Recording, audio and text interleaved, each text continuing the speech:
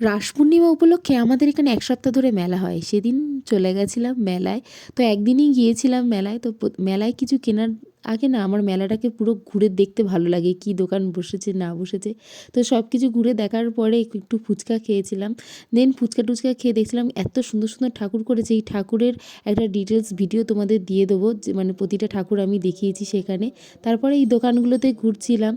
যে কি পাওয়া যায় না পাওয়া যায় তেমন কিছুই কিনিনি। শুধু একটা ওই জালতি মতন নিয়ে গেছিলাম এই ছোট্ট মতন। ওই ম্যাগি যেহেতু অল্প হয় তো সেগুলো ঝাড়ার জন্য এইটা না খুব কাজে লাগবে সেই ভেবেই নিয়েছিলাম। তারপরে এইসব দোকান দেখছিলাম।